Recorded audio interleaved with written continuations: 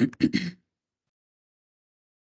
right, so good morning, all. Thank you so much for joining us for our Office of URELAH Leadership Development Session, Women Leaders in the Workplace. I'm super excited about this session, as I am every March when we try to have it and bring powerful women together to give insight from their experiences and to help us all, not only students, but those of us who are faculty and staff, just kind of hear others' experiences. And I believe that we all can learn something from these leadership development sessions. So I'm excited about this conversation.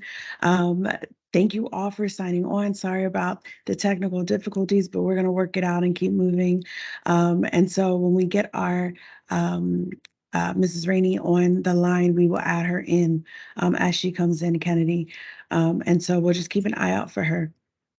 But for our students, welcome, welcome, welcome. I haven't seen you since our our leadership conference in February. And so I'm excited that you're on the call with us today. I would ask that if you guys have any questions throughout this panel discussion, that you put them in the chat. Also in the chat, there is a link to our URELAH scholarships. Make sure that you check those out. Again, like I was saying before, they are $5,000 scholarships for you guys, freshmen through seniors. So go ahead, check them out, get all the information. If you have any questions, our emails are listed on that landing page. Shout out to our student worker, Kennadie, for making the landing page. It's amazing. So we're going to start our day off, right? Make sure that you're signed in. We like to have your majors, classifications. At the end of all of our sessions, we have gift card drawings. So make sure that you put your name in the chat, that you are active, because sometimes if I don't see people being active, I just take those who are being active and put you in the raffle. So we do thank JP Morgan Chase. We do thank Capital One. We do thank our presenters for being here today, and we will jumpstart this off. Kennadie Patterson, who is one of our amazing URELAH student workers, is our moderator today. So Kennadie, I'm going to go ahead and pass it off to you. Thank you. Thank you so much, Ms. Danielle. Good morning, everyone. It's such a pleasure to be here. Like Ms. Danielle said, my name is Kennadie. I'm one of the wonderful student workers here at the Office of Undergraduate Research, Experiential Learning, and Honors. I'm also double majoring in history and political science, where I have an emphasis on energy and environment policy. And if I can just take a minute, I'd like to recognize all our wonderful panelists. Thank you all so much for taking the time to come out today. And if you all can just go one by one, introduce yourself, what you do for work, perhaps what your major was when you were an undergrad, and one project you really enjoyed working on recently. And we can start with Farahdia. Hi, thank you so much, Kennadie, and thank you so much for inviting me today. It is wonderful to see these types of things happening to inspire our leaders or future leaders in the world. So I'm Farahdia Edouard. I am a senior research and development manager for Croda, which is a medium to large, I would say, company in the chemical sector. So we manufacture raw materials for various industries, mainly with a focus in consumer care. So that's personal care and home care, but also in life sciences, where we have a very growing business in the life science sector. I'm focusing on vaccine development. So all the good things to really help to improve people's lives. So I'm really fortunate to have been afforded opportunities to work for this wonderful company. I actually majored in chemical biology and biochemistry as an undergrad, and I have a master's in chemistry as well from Rutgers University, based in New Jersey. I've been with Croda for 17 years now, so the most part of my career in the chemical sector. I also worked on the finished goods side prior to Croda when I came out of college, but Croda has been really the majority of my career in the industry, and it's been wonderful. Thank you so much for sharing. That's absolutely wonderful. We can pass it along to Kasey.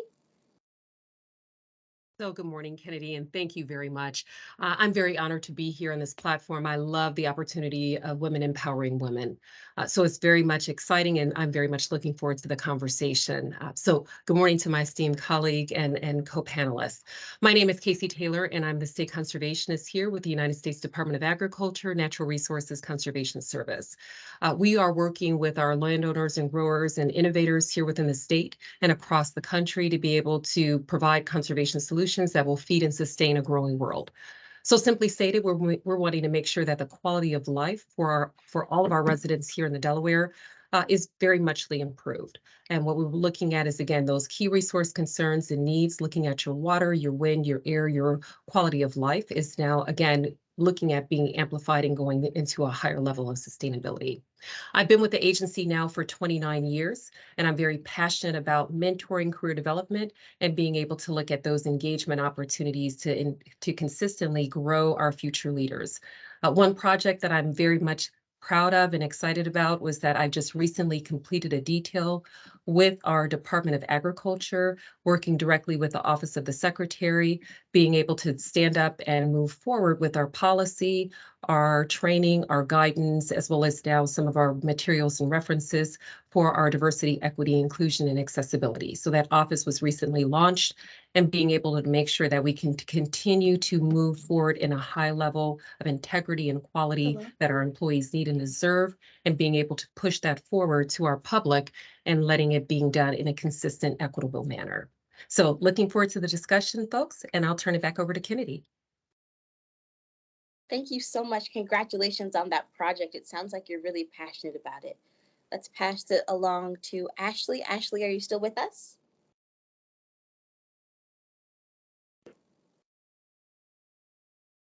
So Kennedy, it's Kanika, but I don't think she's joined us. Kanika, have you joined us on the line yet? She has not. Unfortunately, she is still having those connection issues that she Okay. can't log in. Okay, all right. We apologize for that, and hopefully we can still work with her. But Kennedy, I would say just continue to go forward. Thank you, Ashley. You're All right, welcome. awesome. Thank you guys so much again for coming out today. We're going to jump right into it with our questions. And I think our first question is, we're getting right down to the meat of it. How do you professionally address gender discrimination in your workplace?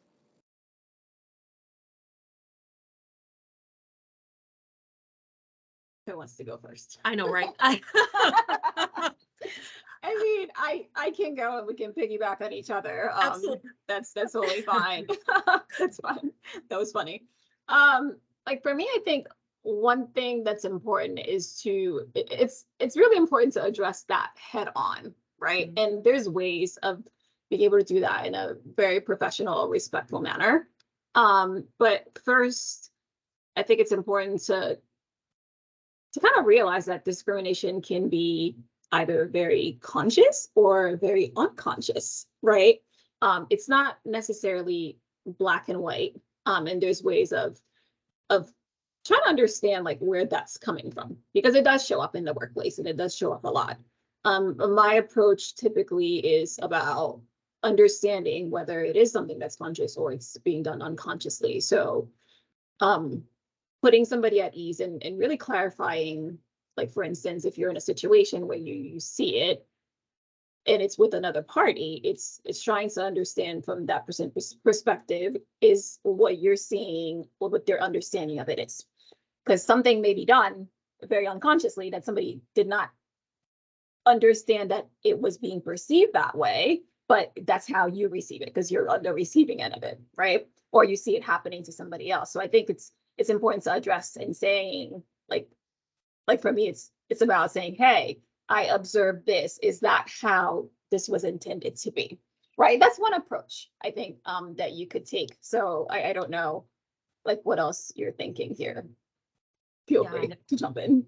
Oh, I fully agree. And I really like the way that you frame that, because when we recognize that, one, we all have a bias, but how are we now bringing that back into a conformance state, that we understand that, one, being able to identify it, but then having a good strategy to remediate it. So one, coming in and having those consistent conversations and doing the training and engagement, and then building a strategy where everyone has ownership. It's easy for me to go out and build a plan and say, hey, folks, this is what we're going to do. But then now we wonder why we still see those annotated gaps. We did the reverse. So I've been here in the state now for 10 years, 10 years, woohoo. And during that tenure, what my goal was to ensure justice for all. So that was when I came in, I wanted to make sure that that soundbite, it resounded with every employee. So whether you're immediately on my leadership team, if you're now coming in and you're providing that principal support, or if you're in one of our respective field offices, everyone is charged with being able to address equity, tying it back into our civil rights strategy, and then looking at our recruitment and our retention practices. So we then developed out what we saw as our affirmative employment plan. And I identified where we had the gaps between NRCS at the federal agency level and then the civilian workforce. And how do we close those gaps? Because one, it's not just simply putting out a vacancy announcement. That means I've not done the work, I've not invested, but it's really coming in and building the relationships, making sure we can identify where we are underrepresented. And right now we are showing that we are severely underrepresented across NRCS and across USDA when we're looking at our women, and especially our women that are minorities. So African American, Asian Pacific Islander, Hispanic, Native American, multi-races and beyond. So we really wanted to be able to come in and to meet that with intent. So I then engaged my civil rights program with our special emphasis program managers and being able to say, you know, hey, these are the things that we have to do from an education and an engagement perspective to let them know that all voices are welcome. But here's what the charge is. So it's not just coming and hearing, but it's coming to learn, to engage, to build out your toolbox and moving that forward.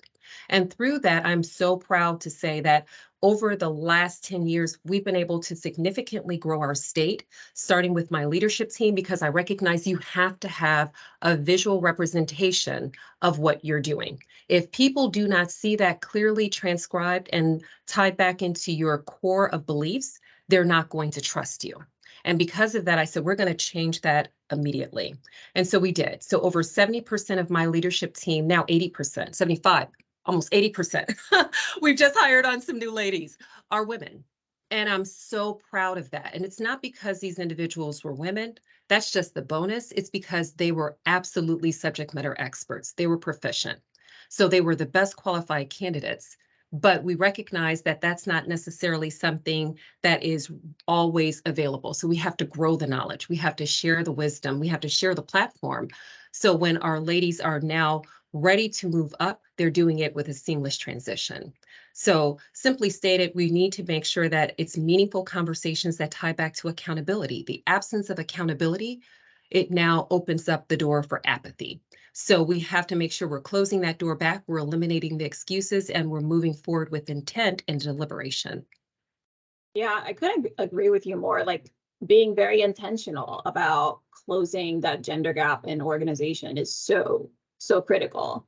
At Croda, the way we have been striving to do this is by having targets, right? Not just targets for improving gender diversity, and it's easy to attain it in the lower level jobs, but actually having targets at very senior leadership levels to make sure that you are attaining that, right? Because you have those gender normative type of roles that are typical, like with the admins and like, you know, it and things like that. I think we have to move beyond that and making sure that you have women represented at the levels in organizations that are actually making the decisions, that are moving things forward, right? So I think for us, it's been our way of making sure that gender gap is closed by having targets to improving for the next 10 years at levels of, we call them G and above. So that's at director levels, all the way up to our very senior exec board levels, right? And I guess I'm happy to report at our board level, we actually have a really nice mix of like men to women, whereas in years past, when I joined the organization 17 years ago,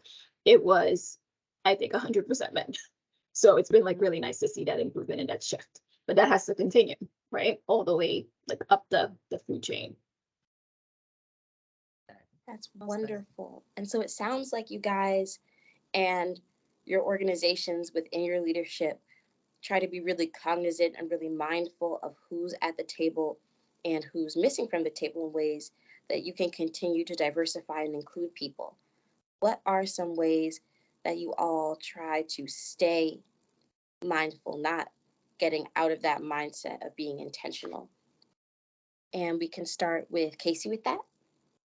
Yeah. So if we're thinking about, again, really being intentional, it's first recognizing that we have to consistently and consecutively learn and engage within the conversation. And by doing so, it's never coming in and having a conversation just internally. That would be, in my mind, negligent on my part. And to Farahdia, am I saying your name correct? Yeah, it's perfect. Yeah. Okay, to her comment, I agree with you. When I'm looking at my agency, it is predominantly a male-focused agency, but it has been so brilliant over the last 29 years to see that change. And it's not just been by accident, it's been by deliberation. So we have a group of what we call women in leadership. So we identified and we said it's WILL. That's our abbreviation. And we said where there's a will, there's a way. So we really wanted to make sure that every woman in leadership across this agency, and that's looking at our senior executives to our state directors position like myself coming to my area, my leadership team, and then below, is fully engaged with the charge of where we have these annotated gaps and making sure that we're not just simply coming in and saying, this is something that is a long-term goal. It's a short-term strategy. And we connect it back to, again, being able to have the engagements with our universities and moving that forward for these career opportunities and moving it across. And I agree wholeheartedly that it can't just be one series and focus driven. So again, it's making sure that the conversations are collaborative, we're consistently engaging, and that we're hearing what are the current challenges and barriers that our women are having and our leaders are having across the agency. And from there, this way now we're not using it as a stagnation. It's now growing and evolving as we're bringing in new voices into the room and into the dialogue. And through that, now we can make sure that we're consistently growing our set of tools and being able to support, engage, and having those one-on-one conversations. So it's so emphatic that you must have leadership engagement and intent, but then you also have to have it where now that's supported through employee engagement and advocacy. So I know there's so much more that I can share, but I'll stop and share the space No, back. no, I think you said it beautifully. It's that continuous engagement and getting people talking and involved in the conversation. Like you mentioned, Women Lead. We actually just launched a new affinity group within our organization called Women Lead. Exactly. That's that speaks to really with women in leadership, but also having those women pioneers that we've had within our organization sharing their experiences with the younger generation coming up, what has been their challenges in the workplace and how they've overcome that to make sure that the women coming up are well set up to understand what they may face, you know, as they try to climb up the ranks and becoming leaders in their own right. So definitely having, like, being intentional about having the tools to support women as women leaders in an organization is super critical. Leadership is definitely one of the most important things. Having women leaders in the workplace, making sure your leadership is effective. And I think that brings us to our next question, which is, what are some of the most significant barriers to female leadership in the workplace? I think I can kick off with that one. For me, a big barrier is not having a strong support system, not having mentors, not having sponsors. The idea of sponsorship within an organization is something that I actually just learned about very recently in my career, and I've been in the industry for a very long time. Like, nobody ever told me that you need to have a sponsor until I attended a year-long, very intense program that actually I need to make a plug for. It's called Solaris. It's a program specifically dedicated to growing Black women leaders. And when that was presented to me as an opportunity by our president, I jumped at it, of course. One, because there's never been anything like that out there. It was a UK-based program that, fortunately, through COVID, we were able to do virtually and connect with women leaders in around the world, which was wonderful. And we formed an incredible bond with these ladies. I mean, I've been able to learn so much from them, but through that program, I learned about sponsorship. I've had mentors in my career, like throughout the years, and wonderful mentors at that. But the idea of having a sponsor, which is very different from a mentor, right? Like a sponsor is really somebody who is at a very senior level in an organization who can actually advocate for you, who can speak on your behalf when these opportunities are coming, when these roles are coming. They're the ones that are in the know, right? They're in the know of things that are coming up, like these special assignments that may be coming up that require a particular expertise, and having somebody who can actually advocate for you to be in those roles, these specialized roles, can be extremely beneficial. So I think really not having a good mentor, not having a good sponsor along in your career could be a detriment and really a barrier to success, I think, for somebody that is aspiring to be a leader in whatever capacity that is within an organization. Kasey, I don't know if you have any other thoughts. Oh, no, that was so well said. You know, the only other thing that I can think to add to it was some of our earlier comments, looking at the unconscious bias. And within that unconscious bias, it's more on the standpoint of not having a full awareness and engagement and leaning into what are those needs? What are the barriers? What are the challenges? Again, it's very easy to say, well, you know, hey, we have women and women, let's bring them together. But it may not necessarily be the same journey and the same path as what now one of my peers and colleagues will be. But if you now can bring that back into I'm leaning into the conversation more. I am absolutely coming into it from a place of vulnerability and knowing that I don't have the answers, but I really want to meet you where you are. So I think sometimes it's looking at it as saying, hey, well, we have a group of women, you guys can huddle together, and if there are needs, then circle back to us. And that's negligent. It's really coming in and saying that if this is my direct report, I need to ensure, and this is where I'm looking at my superior, where now they're leaning in and they're having the conversations and they're saying, you know, Kasey, here's some things that I would really want to encourage for you, because yes, I see that you're mentoring others, but who are we getting to support and mentor you?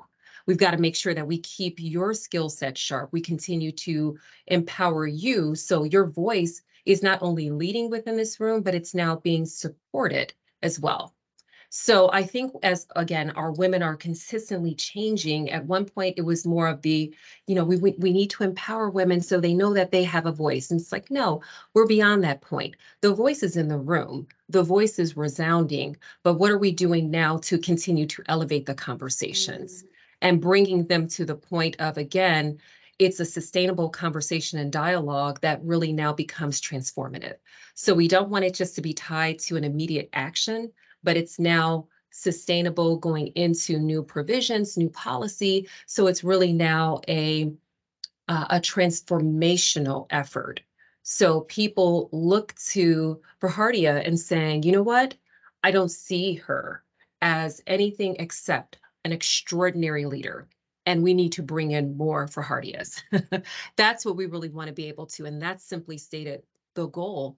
And now you can close those gaps and not have it where it feels as if I have to be walking such a finite line as an African-American woman. Because if I get this wrong, am I now potentially stopping future leaders from coming in who look like me?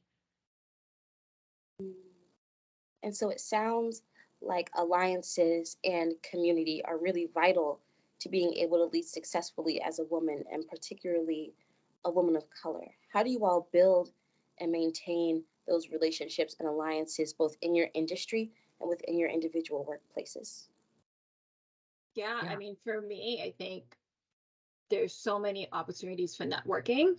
So I'm in the science world, so through STEM, through scientific seminars, conferences, there's so many out there, and like really trying to build that community and increase my network within that community, because like we're all speaking the same language, right?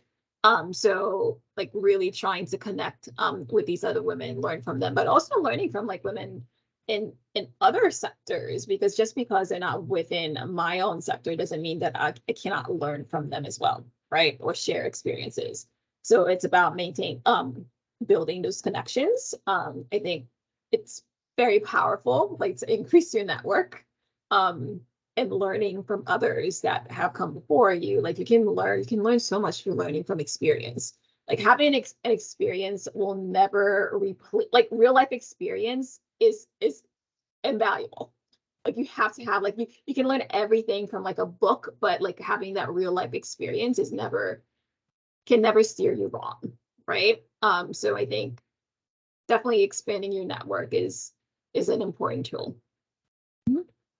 Absolutely. And sometimes you have to be the person who's building the bridge.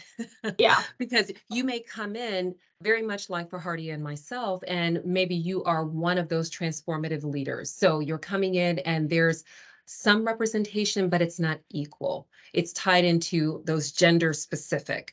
So again, as I'm looking at changing that and saying, no, I've got my state engineer who is a woman.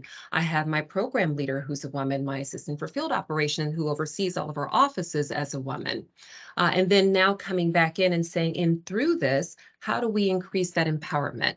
So what we wanted to do was to say, hey, within going back to my network or our will, where there's a will, there's a way, or women in leadership.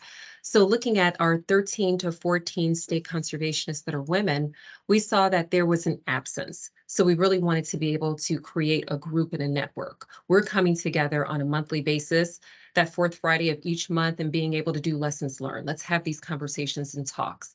And it's been so nice because through these dialogues, we're now expanding. And then we've seen several of our members who graduated up into our senior executive route, where now they are overseeing the agency in a larger capacity. So to be able to see that happening, it's the shift and the growth that you want to have, because now instead of it being the first, it's one of many. So we're really looking at, again, making sure that we can huddle and support each other, and really encouraging all of our women in various roles, various responsibilities, to be able to have that engagement. And now we've brought it back into a larger platform within our agency where we've created a Women in NRCS. And through there, it's now opened up because so many women within the department, within USDA, were saying, we keep hearing about this. Can we come even if we're not NRCS? And we said, yeah, when we did it, it was initially just within our group, but now the need has expanded. So across USDA. And being able to have those voices coming in and doing the mentoring, doing the engagement, doing that reach out and support, but then continuously refilling our resources. So looking at our wellness charge, it's really important for us to make sure that we know when we need to get that early support, because we know that we're absolutely going to make sure that our employees don't fail, but then we end up failing ourselves. And by not taking care of ourselves, not doing that proper rest and restoration. So when we come back in, we can give 200%, not only to our teams, but to ourselves and to our loved ones. So by having those dialogues and building those discussions, it's been so great because you can be vulnerable. You can come in and say, I've got a great option. This way you don't have to reinvent the wheel, and just sharing and paying it forward. That has been the most transformative thing that I've seen with this group, is because, again, it's such a safe space. And I know sometimes people use that in levity, but we use that in all seriousness, and being able to say, hey, come into the conversation. We really want to support you. And then consistently growing those discussions outside of that. I love that. I definitely will be reaching out to you as we grow our Women Lead Affinity group, because I think we're just Absolutely. getting started on it, and you see so much desire to have that community and that support system in the workplace. So I'll definitely be reaching out. Please, because I'll connect you back in with our president. It's so nice to see that, because again, we really want to have it where every employee's voice is leading this out. So we can then go into our regional meetings, and then they connect back with our larger group, or our group with the state conservationists and our senior executives, and saying, hey guys, a part of the national leadership team, here's what we'd like to do. And so when we then come in, and it's 14, now 20 of us, including our senior executives, they all kind of go, and we say, no, we don't want the wow. We're saying it's not enough. We won't be comfortable until you have 50%, if not more, that are in these positions. Because they said, Kasey, what's your goal? And I said, there is no goal. to quote Ruth Bader Ginsburg, I won't be satisfied until every woman is now fully accounted for. So I look at it from a standpoint of where we have the opportunity to consecutively grow our leaders and doing it. So I should be building in my replacement now, not Yes. after I've gone, right? So, and that's what I've given to every single charge of my team and to their teams, is that, again, leadership is not based on a position of supervision. Leadership is understanding a charge and a task and a responsibility and doing that with intent. And I love that. I love the idea of you should be grooming your replacement. And I think you have to be very secure in yourself to understand that, because some people may interpret it as, oh, well, I'm training my replacement, so I'm no longer valuable. You can't mistake that, right? And I think this is sometimes one of the barriers for women to grow in leadership, because there's a sense of competitiveness. And if you are growing your replacement, then you're no longer going to be valuable. At some point, you're gonna hit your ceiling within an organization, and that's not true. That is not true. You have to build like the next leaders coming after you. Otherwise, like there's always going to be a much bigger learning curve than there needs to be. Well said. Thank you both for that. That was really insightful. And so it sounds like even though as women leaders in the workplace you have a lot of influence, there can also be a lot of pressure that's put on you to be the best woman leader can be. Can we explore the topic of whether or not you guys have ever experienced imposter syndrome in your leadership and how you combat that and stay grounded? Oh my God, imposter syndrome. Like we talk about that a lot. And without generalizing things too much, I think we all have it as human beings. I don't think anybody could sit there with a straight face and say that they haven't experienced imposter syndrome. I guarantee you they would be lying. I think we all do, especially as women. I think we do as well. When I sit down with all my girlfriends who are all professionals in their own right, in their own industries, at very senior levels in your organization, I like to think I'm probably like the bottom of the totem pole within my circle of friends. They all experience the same. They all experience imposter syndrome. And I think, like for me, what keeps me grounded is one, knowing that I'm doing something good. Like I have incredible teams that I work with. I'm super proud of them. I'm proud of their successes. I'm proud of their failures. And sometimes we don't celebrate failures enough. It ends up pigeonholing people in a box when they fail. But I think from failures you can learn a lot. So my team keeps me grounded, but also having that balance with work life that can also ground you. When I leave the workplace, I also have a life outside of that. And I do prioritize myself. In that sense, I didn't always do that. Where I think as I was growing within my career, it was work all the time. And that was in shot because I felt like I had something to prove, right? Especially as a young woman, growing up in a very male-dominated, often industry, you can feel that you have to be 1,010% your best to be able to fit in, right? It's that idea of like I have to, and as women we do that a lot, where we feel that we have to know a job inside and out, not leave any I's dotted, T's crossed, to feel like you're actually doing the job. Whereas like we know that men don't feel that way, right? I think when you're and that prevents us from going forward for roles sometimes. And I've had that happen to me where I felt that if I saw a job opening and people were saying you would be great at this, but for me, if I didn't feel like 100% that I couldn't check all those boxes, in that qualification box, that I couldn't put myself forward for it, which is complete bogus, right? A man will think that if he checks 4 out of those 10 boxes, he will go for that job. So are we limiting ourselves, in that sense? And I've had some great mentors tell me that you don't need to have everything. However, there is that key thing that you will have within your qualification that will make you qualified for this. And it's about surrounding yourself with the right team that can help fill your gaps to be able to move forward, right?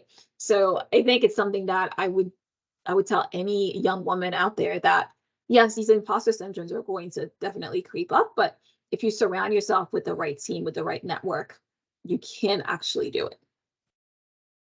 Kasey, I don't know if you had Oh my anything gosh, else around so that. well said. I'm sitting here just shaking my head and saying, yes, yes, yes, I agree with you. Everything you said times 10. I think the only thing I could add into it is that we're probably not giving ourselves enough credit. Yeah. Because if you've been doing this now consecutively for years on out, months on out, the only doubt that's there is now the doubt for yourself, not the doubt within your abilities and your knowledge and your skills. So this is where I always tell people, when you're thinking about the imposter syndrome, after a while, I want you to say, no, I don't have it. And here's why. Because I have been consecutively doing this. I'm leading change. I'm engaging back with my team. Where we do have that change, and it's now a new provision, a new policy, it's something that is a little bit opposite of what we've traditionally done. That's where you might start to feel that coming forward, but then we're all learning at the same time. So we have to be kind to ourselves and to say, it's okay when you get to a certain point to say, no, I don't have it, and here's why. So it's not coming in and saying I'm boasting, but now I'm being very insightful. Because after a while, like for example, with myself, I've been in this position now for 10 years. And in that part, it's not where you're staying stagnated. I have to grow because I actually have to be the person who is responsible for changing, which means I have to consecutively grow. And by doing that, it means that if I'm not careful, my goodness, I've thrown so many different tasks and initiatives in front of myself and then charging myself with going in and getting on these teams. So now I have a very good insight as to the how and the why and the mechanics of it. So when I'm now sitting with my team and coaching them through, and then being able to go into the implementation, we've addressed where you may have those fears of the imposter syndrome coming forward, because we've now addressed that through knowledge and insight and a better understanding and getting to the why. So with that, it's sometimes where we are unfairly labeling ourselves and putting those stereotypes and concerns and fears in front of ourselves where there need not be any. So I want you guys to step into that boldness and say, no, I don't have that for this. And here's why. Because I have unapologetically been leading this out. And here's the change dynamic that we've achieved. The work isn't done, but as we continue to learn and grow, this is where we're at within the process. Yeah, no, I 1000% agree. Like for me within my team, for example, so I have a master's degree in science. So I like to think I'm very bright. But I also I lead a team of PhDs, and they're very specialized, very knowledgeable, and that sometimes can be pretty intimidating. However, what I bring to them as leading a group like that is that I have a different view. I have a very strategic mindset, which can kind of well round them as opposed to being very specific in their specialism, right? So for me, that's what fills the gap for us within our team, where they're very specialized. I can tap onto their expertise, but I also give them a well-rounded view of the industry. What is the industry about, and what is the bigger vision that we're trying to achieve for our organization and our product development cycle, for example, right? Well said. Well said. Thank you both so much for that. That was very insightful. And I know as a lot of young people on the call today go and apply for internships, we're definitely going to take that reflection with us as we go and apply for various internships in our field. And now we're going to open it up to audience questions.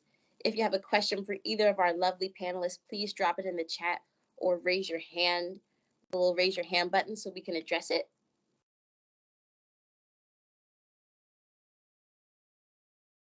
Don't all jump in at once. I know. And I was going to offer, Kennedy, because I know sometimes it may not even be a question. It may just be a scenario or something that you're going through or you're thinking through. Oh, We'd absolutely. love to be able to help support with that. Definitely.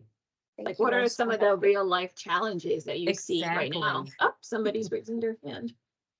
Yes. All right, Jab Renee. Yes. So can you hear me? Yes, great. Okay. So I'm thinking about, pursuing a master's program.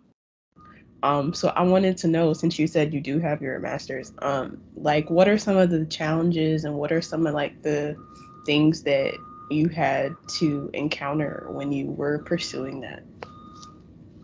That's a good question, because actually when I was doing my master's degree, I was actually working. I was doing it while I was working full time. So one, it was challenging on my time. I had no life.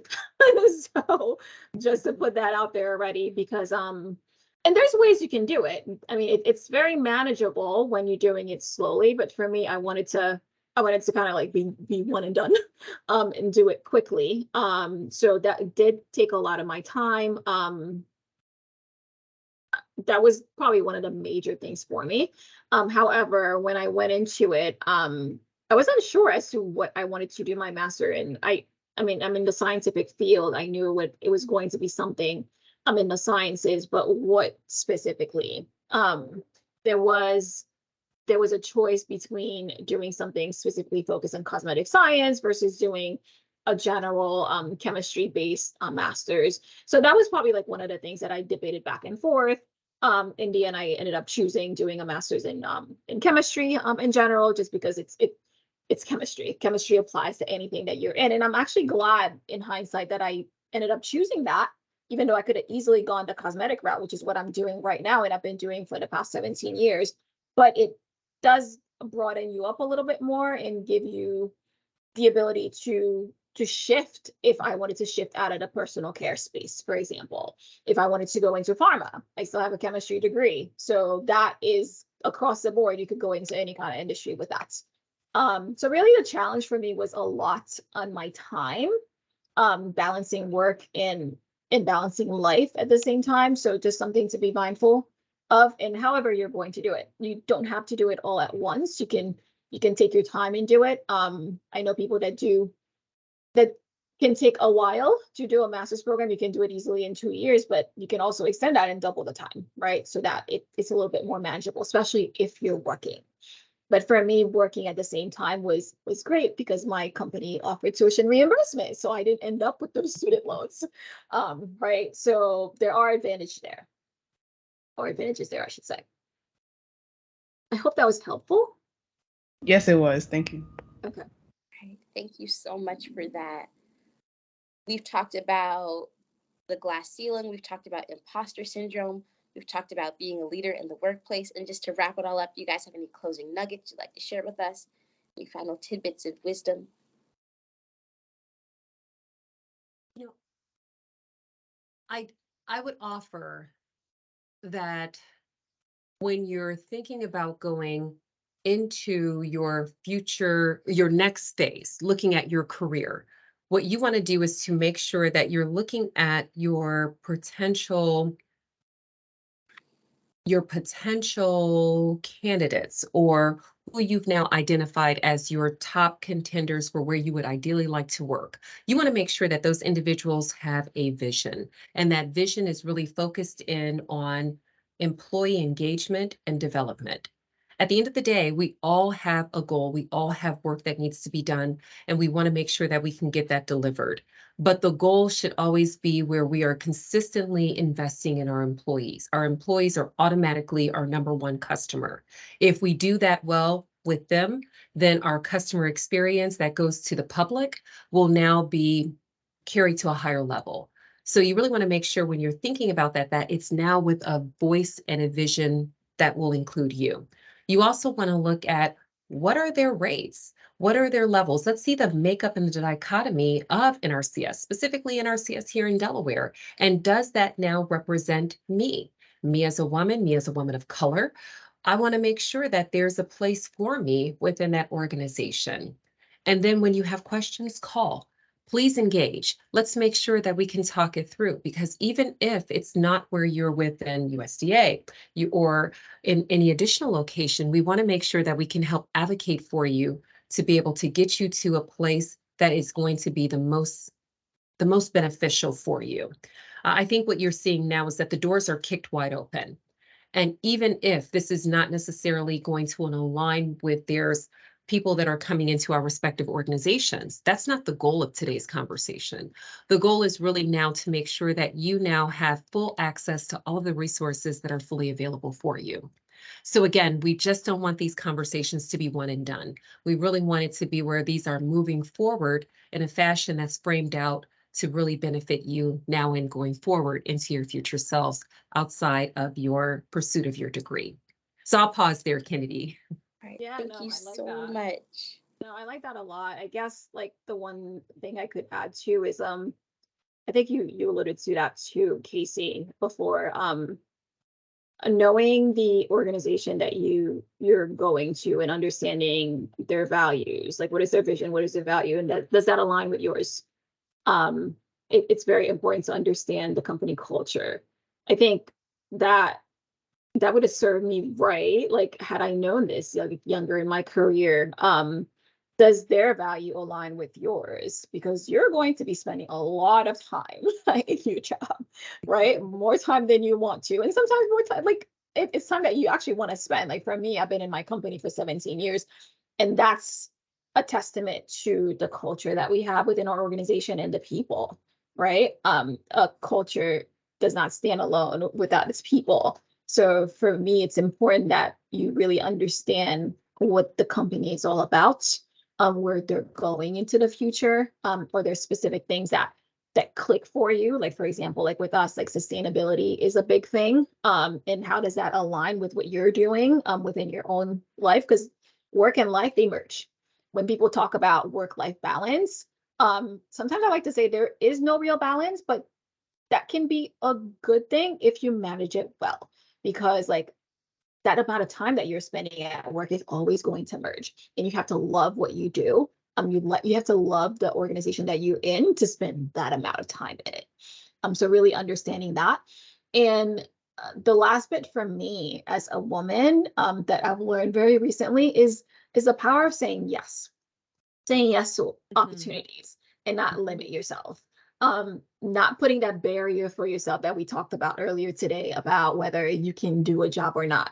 Most likely when you have the skill set, you can do it, but it's that little voice in your head that is telling you, oh no, well, what if, what that. If you surround yourself, you increase your network, you surround yourself with the right people, you can do that job. So don't limit yourself. Say yes to opportunities more than saying no. Like in general, like I think it's a good practice anyway to say more yeses. It's easy to say no, right? How about if you try something different and actually say yes? What have you got to lose?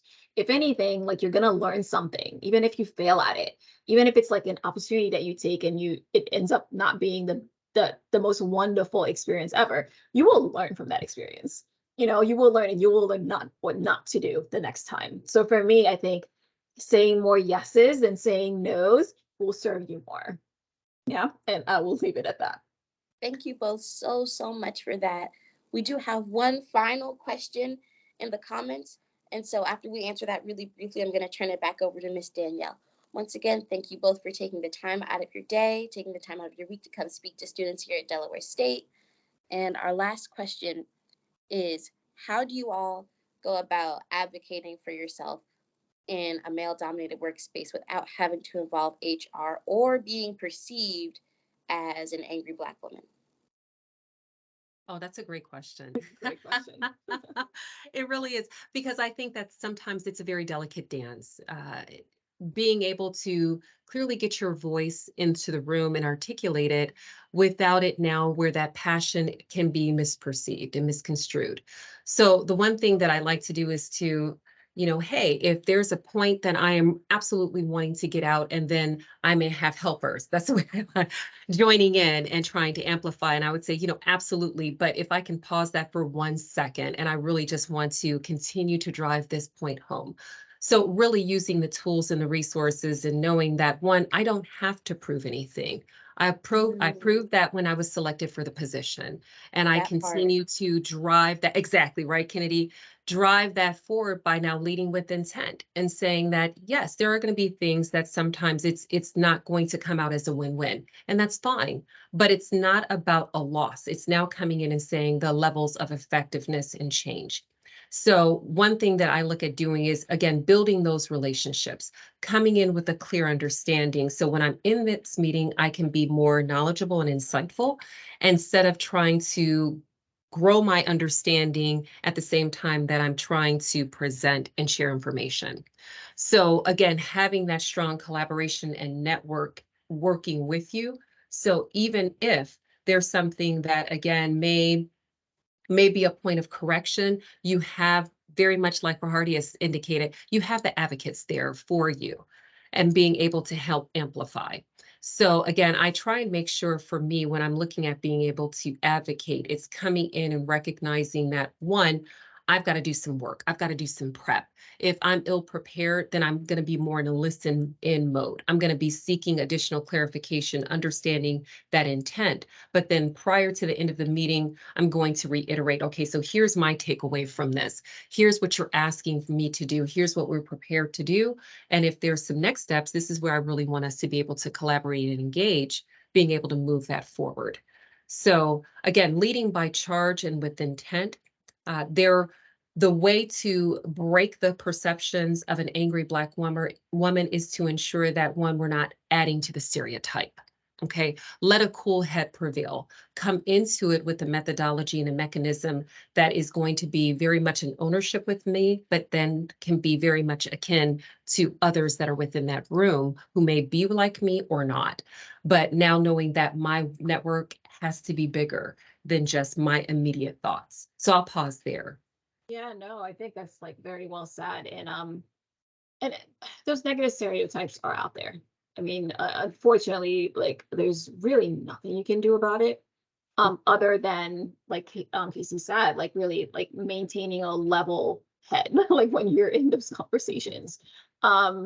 It becomes especially challenging when you are the only, there's no representation and you are the only Black woman there. And for whatever reason, that is the perception that we give out, especially if we are very strong, right? And there's nothing wrong with being strong, right? But it does come with that negative stereotype. It's about managing those perceptions and really remaining, like for me, remaining the most authentic self, my most authentic self, I would say. Those perceptions are not always reality, but it is somebody's reality, unfortunately. What I tell myself is that I'm never going to be everybody's cup of tea. I will never be. Some people will love me, some people will not love me so much. So how do I not let that get to me? And it's not easy. It's not easy, especially as you're growing in your career, like things are going to get to you. You hear the things that people are saying about you, it rubs you the wrong way, and it can cause certain reactions. But as long as you know yourself and you know you're remaining professional, you're remaining respectful of people, but still conveying your expertise. Like for me, like you can't argue somebody's expertise and knowledge, right? No matter what, they can say whatever they want about you, as long as they know, well, she knows her stuff. They can't argue that, right? So remaining true to yourself, remaining authentic, I think it'll get you there. And it'll help you manage those perceptions that people may have of you. Continue to advocate for yourself. Continue learning. Like Kasey mentioned that earlier. You still have, as a leader, you still have to grow yourself, right? So continuing to learn and grow that expertise, like people will never challenge that, in my experience anyway. So that'll speak louder than any kind of perception people may have as the angry Black woman. That'll shut it down. Like for me, that's been my experience anyway. Well said. Thank Oh my you gosh, I both love that. so, Well so said. All right. Thank you both so, so much for taking the time today. Thank you so much for your really insightful responses. I think I speak for every young person on the call when I say that this was extremely helpful and extremely insightful. And now I'm going to turn it back over to Miss Danielle. So Kennadie, I'm gonna piggyback off of that and say not only every young person, but every person in the room definitely found that very insightful. and helpful. I have been walking in the shoes of leadership and helping to develop leaders for at least maybe 6-7 years now.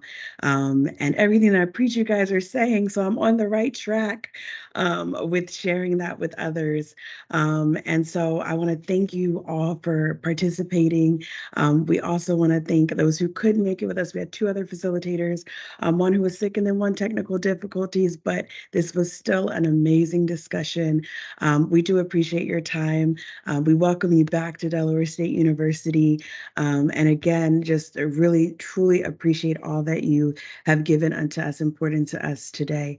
Thank you to our attendees who are on. I see some faculty and staff on, and I appreciate you attending. I want to make sure that that we do what we normally do, which is our raffle. And Mrs. Poe has your gift cards off my desk to come and to receive from her. I'm going to give her last words. But right now, we will make sure that you see my screen, hopefully. Sorry, guys, my internet wants to go slow. Okay, let's see if you guys can see it. And now I can't see you guys. But can somebody maybe give me a thumbs up reaction because I can't see you? If we can see it, okay, awesome. So those of you who asked questions, your name got inputted in there double. Yes, our faculty and staff's names are in there because you did not have to show up, but we want to thank you for being a part and getting some insight today through our leadership development session. And I'm going to go ahead and we're going to pick 2 winners. While this is going, remember in the chat, we have Annie. Oh, wait a minute, we have Lauren. Lauren is our first winner of today. So Lauren, and we're going to go ahead and do our second winner. Excuse me, and it's Najea.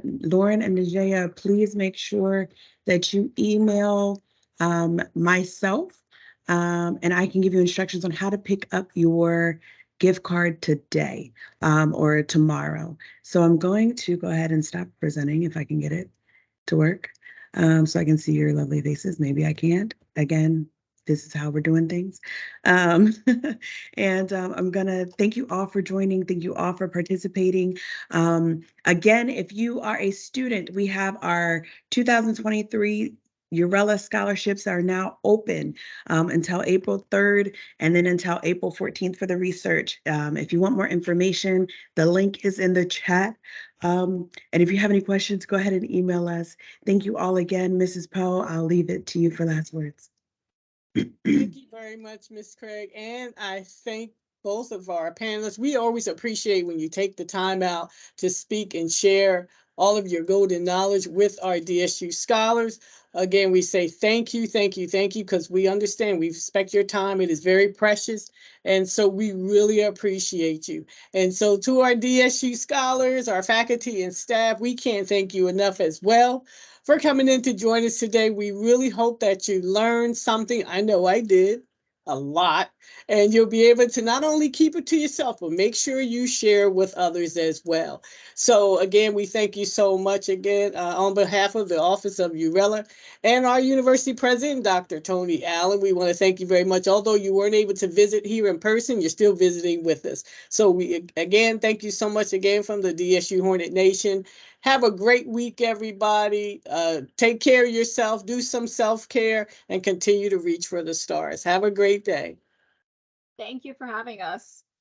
Well You're said. so Thank welcome. you. Bye, guys. Thank you all. Bye. Bye.